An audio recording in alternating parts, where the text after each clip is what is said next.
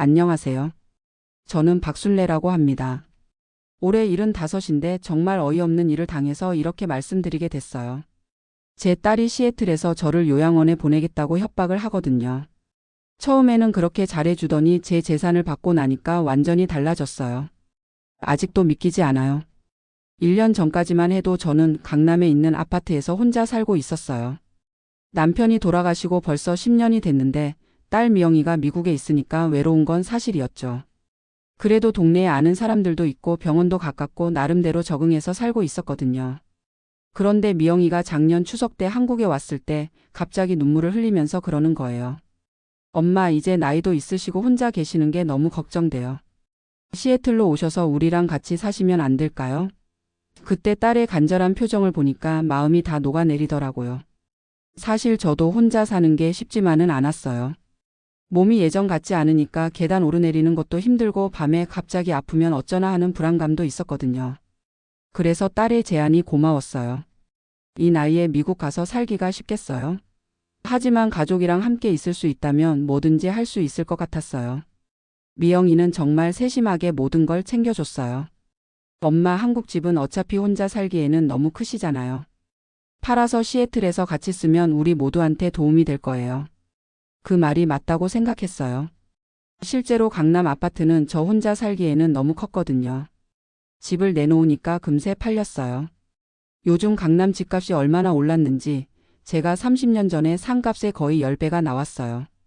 12억이라는 돈을 손에 쥐게 되니까 기분이 이상하더라고요. 이런 목돈을 가져본 게 처음이었거든요. 미영이가 그러더라고요. 엄마, 그 돈 그냥 은행에 넣어두지 마시고 미국으로 가져오세요. 달러로 바꿔서 여기 은행에 넣으면 이자도 더 좋고 나중에 쓸 때도 편해요. 딸이 하는 말이니까 그렇게 했죠. 환전 수수료만 해도 꽤 나갔지만 딸이 알아서 다 처리해 줬어요. 시애틀에 도착했을 때의 기분을 지금도 잊을 수가 없어요. 공항에서 미영이와 사위 그리고 손녀 소피아가 나와서 맞아주는데 정말 눈물이 나더라고요. 이제 진짜 가족과 함께 살 수 있구나 싶어서요. 사위도 그렇게 반갑게 맞아주고 손녀도 할머니 하면서 안기는데 세상에 이런 행복이 있나 싶었어요. 딸의 집은 정말 예뻤어요. 2층 단독주택인데 마당도 넓고 제가 쓸 방도 따로 마련해 놨더라고요. 엄마, 이 방이 엄마 방이에요. 화장실도 바로 옆에 있고 1층이라서 계단 오르내릴 필요도 없어요. 미영이가 얼마나 신경을 썼는지 보이더라고요. 처음 한 달은 정말 천국이었어요. 미영이가 매일 아침 제 방에 와서 엄마 주무셨어요? 하고 안부를 묻고 제가 좋아하는 음식도 해주고 병원 갈 때도 같이 따라가 주고요. 손녀랑도 말이 잘 안 통하긴 했지만 그래도 옆에 있으니까 귀엽더라고요. 그런데 한 달쯤 지나니까 미영이가 슬쩍 꺼내는 이야기가 있었어요. 엄마, 재산 정리는 언제 하실 거예요? 미국에서 살려면 세금 문제도 있고 복잡한 게 많거든요. 그때는 딸이 제 걱정을 해주는 거라고 생각했어요. 실제로 복잡한 게 많을 것 같았거든요. 미영이가 변호사까지 소개해 줬어요. 한국 사람 변호사였는데 아주 친절하게 설명해 주더라고요. 어머님, 미국에서 생활하시려면 재산을 딸 명의로 이전하는 게 세금 면에서 유리합니다. 나중에 상속세도 절약할 수 있고요. 그 말이 맞는 것 같았어요. 어차피 다 딸 줄 돈인데 미리 주면 뭐가 문제겠어요? 서류에 사인하는 날 미영이가 제 손을 꼭 잡고 그러더라고요. 엄마, 정말 고마워요. 엄마 덕분에 우리 가족이 안정될 수 있을 것 같아요. 그 말을 듣는데 가슴이 뭉클했어요. 내 딸이 이렇게 고마워하는구나, 정말 잘했구나 싶었거든요.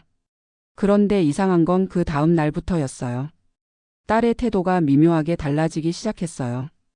아침에 제 방에 오는 일이 줄어들고 밥도 대충 차려주고 뭔가 바쁘다는 핑계로 저와 시간 보내는 걸 피하더라고요.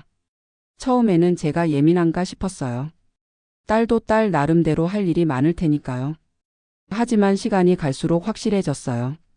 사위도 예전처럼 반갑게 인사하지 않고 손녀도 저를 피하더라고요.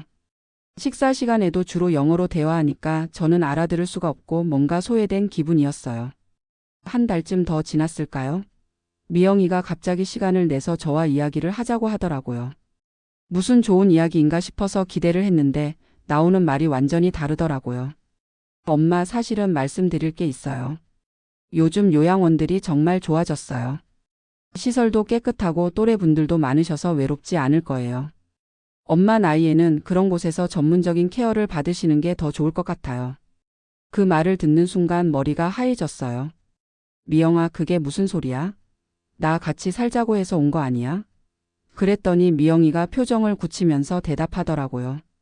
엄마도 생각해 보세요. 우리는 우리 생활이 있고 엄마는 엄마만의 시간이 필요하잖아요. 요양원이라고 나쁜 곳이 아니에요. 정말 좋은 곳으로 알아봤거든요. 그때 깨달았어요. 딸이 정말로 저를 요양원에 보내려고 한다는 걸요. 그리고 제 재산을 받은 다음에 이런 이야기를 꺼낸다는 것도요. 가슴이 무너져 내리는 것 같았어요. 미영아, 엄마가 뭘 잘못했니? 왜 갑자기 이런 이야기를 하는 거야? 눈물이 나더라고요. 그런데 딸의 대답은 더 차갑더라고요. 잘못한 건 없어요. 하지만 현실적으로 생각해야죠. 데이비드 사업도 어렵고 소피아 대학 준비도 해야 하고 집 대출도 있고요. 엄마까지 돌보기에는 우리가 너무 힘들어요. 그 순간 모든 게 이해됐어요. 사위의 사업이 어렵다는 이야기, 집값이 올라서 세금이 부담된다는 이야기, 그 모든 게 제 돈을 노린 거였구나 싶었어요.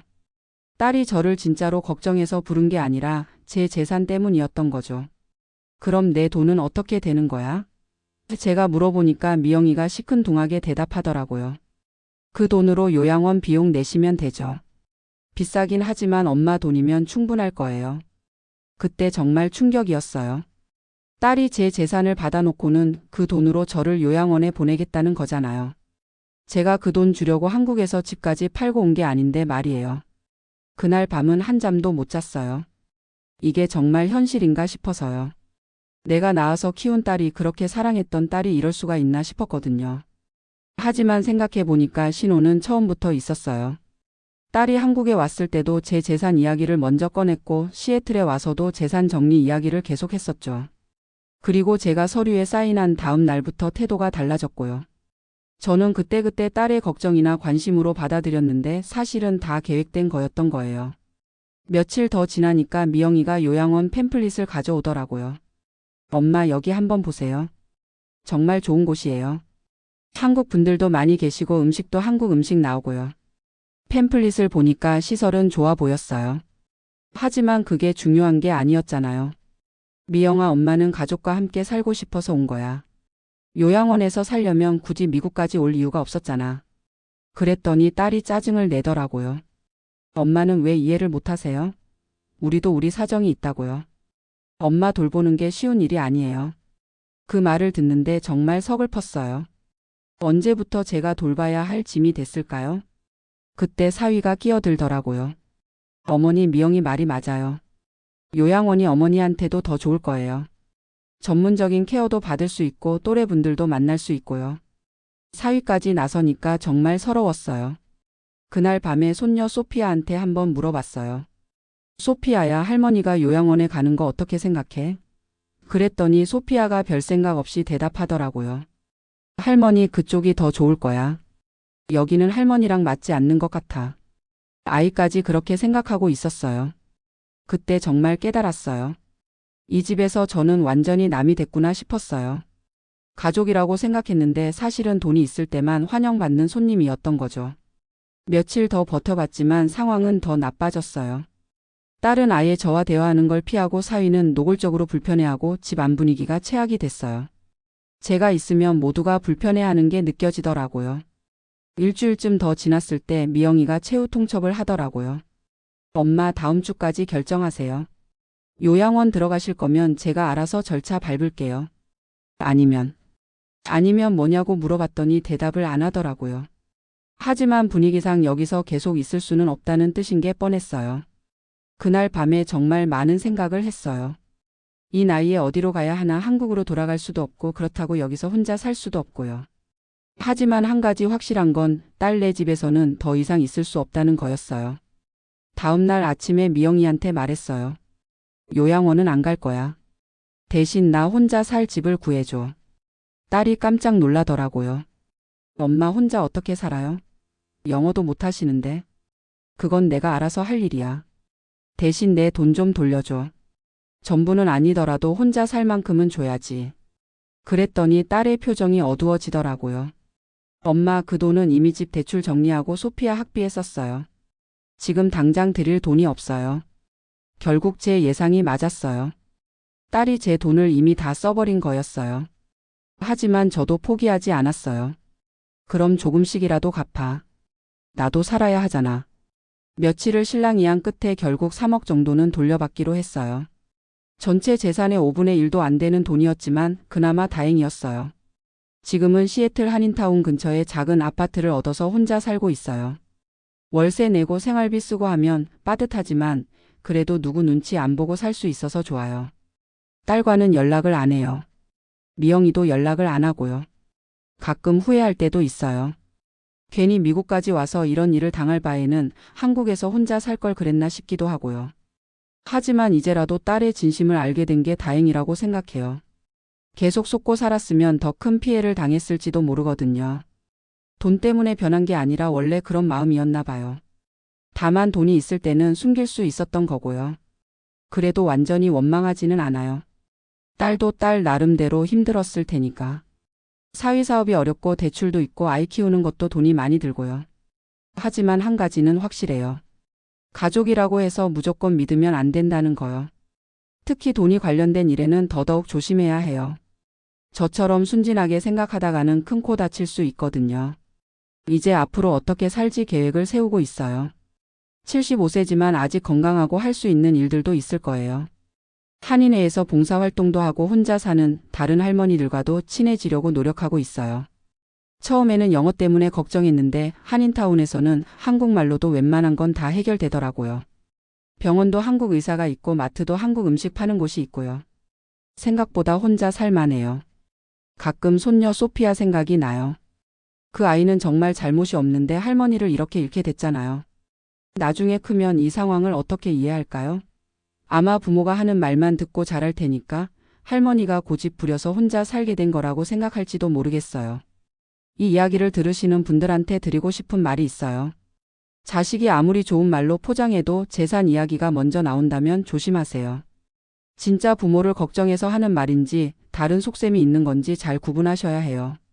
그리고 재산을 미리 넘겨주는 일은 정말 신중하게 결정하세요. 저처럼 되돌릴 수 없는 상황이 될 수도 있거든요. 아무리 자식이라고 해도 일단 재산이 넘어가면 주도권이 완전히 바뀌어요. 물론 좋은 자식들도 많을 거예요. 진심으로 부모를 걱정해서 모시고 사는 효자, 효녀들도 분명히 있을 거고요. 하지만 제 경우처럼 겉으로는 효도하는 척하면서 속으로는 다른 계산을 하는 경우도 있다는 걸 알아두세요. 지금 생각해보면 신호는 정말 많았어요. 딸이 처음 한국에 왔을 때부터 재산 이야기를 계속 꺼냈고 시애틀에 와서도 재산 정리를 재촉했고 서류에 사인한 다음 날부터 태도가 달라졌고요. 하지만 그때는 딸을 사랑하는 마음에 그런 신호들을 못 본 척했어요. 부모라는 건 참 어리석은 존재인 것 같아요. 자식이 조금만 잘해줘도 모든 걸 주고 싶어하고 자식의 말이라면 무조건 믿고 싶어하고요. 저도 그랬거든요. 미영이가 엄마와 함께 살고 싶어요라고 하니까 그 말이 진심일 거라고 믿었어요. 하지만 이제는 달라요. 혼자 살면서 오히려 마음이 편해졌어요. 누구 눈치도 안 보고 내가 하고 싶은 대로 하고 먹고 싶은 거 먹고 보고 싶은 프로그램 보고요. 딸네 집에 있을 때는 항상 조심스러웠거든요. 실수라도 하면 짐 되는 것 같아서요. 요즘은 같은 아파트에 사는 김할머니라는 분과 친해졌어요. 저보다 2살 많은 분인데 역시 자식 때문에 미국에 오셨다가 비슷한 일을 당하신 분이에요. 서로 상황이 비슷하니까 이야기할 사람이 있어서 좋아요. 김할머니가 그러더라고요. 술래씨, 우리가 너무 자식들한테 기대를 많이 했나 봐요. 요즘 세상에는 부모 자식도 각자 살아야 하는 거 아닐까요? 그 말이 맞는 것 같아요. 옛날처럼 자식이 부모를 모시고 사는 시대는 지난 것 같아요. 물론 서운하죠. 내가 낳아서 키운 딸인데 결국 돈 때문에 이런 관계가 된겨. 하지만 계속 원망하고 살 수는 없잖아요. 남은 인생이라도 편하게 살아야죠. 가끔 미영이가 연락이라도 했으면 좋겠다는 생각이 들어요. 미안하다는 말 한마디라도요. 하지만 그런 연락은 오지 않아요. 아마 미영이도 자기가 한 일에 대해서 죄책감이 있을 거예요. 그래서 연락하기가 더 어려울지도 모르고요. 손녀 소피아한테도 미안한 마음이 들어요. 할머니가 갑자기 사라져버렸으니까 아이가 어떻게 생각할까요? 부모들이 할머니 나쁜 이야기를 했을 수도 있고요. 그래도 언젠가는 소피아가 크면서 진실을 알게 될 날이 올 거라고 생각해요. 이제 정말 마지막으로 하고 싶은 말이 있어요. 혹시 저와 비슷한 상황에 계신 분들이 있다면 너무 절망하지 마세요. 처음에는 정말 힘들고 서럽고 화나지만 시간이 지나면 적응돼요. 그리고 오히려 자유로워진 자신을 발견할 수도 있어요. 75세의 새 출발이라니 말이 안 된다고 생각하실 수도 있어요. 하지만 해보니까 할만해요. 나이가 많다고 해서 꿈이나 희망이 없는 건 아니거든요. 저도 이제 새로운 사람들을 만나고 새로운 취미도 찾아보고 제 인생의 새로운 장을 써나가려고 해요. 돈은 좀 아쉽죠. 15억이나 되는 큰 돈을 거의 다 잃었으니까요.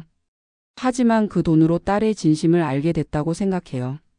만약 제가 가난했다면 딸이 저를 미국으로 부르지도 않았을 거고 그럼 계속 착각하고 살았겠죠. 이제라도 알게 된 게 다행이에요. 혹시 자식분들이 이 이야기를 듣고 계시다면 부모님의 재산을 노리기보다는 진심으로 부모님을 대해주세요. 부모님이 돌아가시고 나면 후회해도 소용없어요. 그리고 부모님도 사람이에요. 돈 때문에 이용당한다는 걸 눈치챌 수 있어요. 저는 이제 3억으로 조용히 살아갈 거예요. 검소하게 살면 충분히 버틸 수 있는 돈이니까요. 그리고 제가 죽으면 남은 돈은 자선단체에 기부하려고 해요. 어차피 딸은 제 재산을 이미 포기한 거나 마찬가지니까 정말 도움이 필요한 곳에 쓰이는 게 나을 것 같아요. 마지막으로 이런 말씀을 드려서 죄송해요. 듣기에 불편하셨을 수도 있고 가족에 대한 불신을 심어드린 것 같아서 미안하기도 해요. 하지만 제 경험이 누군가에게는 도움이 될 수도 있을 것 같아서 용기를 내서 말씀드렸어요. 세상에는 좋은 자식들이 더 많을 거예요. 제 딸처럼 현실적인 계산을 하는 경우는 드물 거고요. 하지만 그래도 조심하는 건 필요해요. 특히 큰돈이 관련된 일에는 더더욱요. 여러분들은 저처럼 되지 마시고 가족과의 관계도 지키시면서 현명하게 노후를 보내시길 바라요. 그리고 혹시 지금 저와 같은 상황에 계신 분이 있다면 너무 절망하지 마시고 새로운 시작을 해보세요. 나이는 숫자일 뿐이에요. 감사합니다.